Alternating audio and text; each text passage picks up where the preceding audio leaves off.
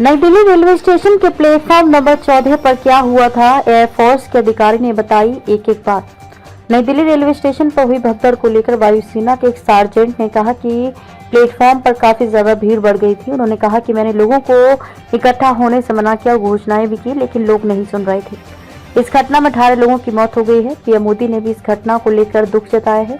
नई Delhi railway station पर शनिवार रात हुई भगदड़ में 18 लोगों की मौत हो गई। इस घटना को लेकर प्रधानमंत्री नरेंद्र मोदी समेत तमाम बड़े नेताओं ने दुख जताया। इस भगदड़ को लेकर नए नए खुलासे सामने आ रहे हैं। अब एक वायुसेना के अधिकारी ने एक नई जानकारी दी है। वायुसेना के सार्जेंट ने बताया, आंखों देखा हाल।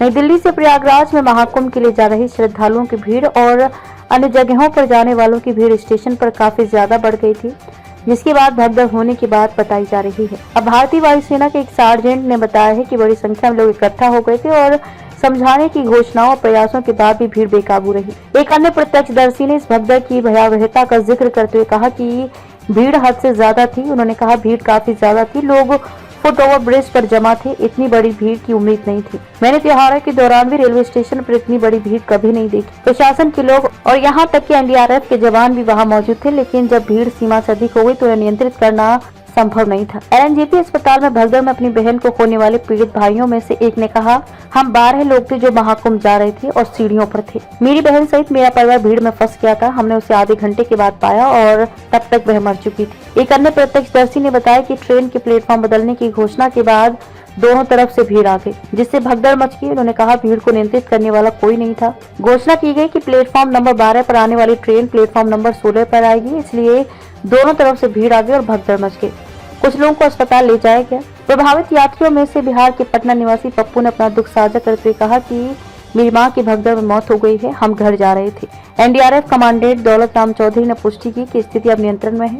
उन्होंने कहा, घायलों को निकाल लिया गया है। हमें स्टेशन के प्लेटफॉर्म नंबर 14 पर भगदड़ की सूचना मिली। हम बचाव अभियान चला रहे हैं। बस कुछ ही देर में हो गई पूरी घटना। Railway DCP railway KPS Malhotra ने कहा कि अधिकारियों को बड़ी भीड़ की आशंका थी, लेकिन घटना कुछ ही देर में सामने आ गई। उन्होंने एएनआई को बताया, हमें भीड़ की उम्मीद थी, लेकिन ये सब कुछ ही समय में हो गया और इसलिए ये स्थिति पैदा हुई। इसकी जांच रेलवे द्वारा की जाएगी। लोगों से पूछताछ के बाद हमें घटना के पीछे का कारण पता चलेगा। इस बीच रेलवे बोर्ड ने रविवार को बताया कि मामले की जांच करने और नई दिल्ली रेलवे स्टेशन पर भगदड़ का कारण निर्धारित करने के लिए 2 सदस्यीय उच्च स्तरीय समिति का गठन किया गया है। उच्च स्तरीय समिति का हुआ गठन रेलवे बोर्ड के सूचना एवं प्रचार ईडीआईपी के कार्यकारी निदेशक दिलीप कुमार ने कहा, मामले की जांच के लिए 2 सदस्यीय उच्च स्तरीय समिति का गठन किया गया है। स्थिति नियंत्रण में है और यात्रियों को विशेष ट्रेन से भेजा गया है। रेलवे स्टेशन पर ट्रेनों की आवाजाही अब सामान्य है। कुमार के अनुसार स्टेशन पर यात्रियों की असामान्य रूप से अधिक संख्या थी, जिससे भीड़ को नियंत्रित करने के लिए रेलवे की 4 अतिरिक्त विशेष ट्रेनें चलाने के लिए प्रेरित किया गया।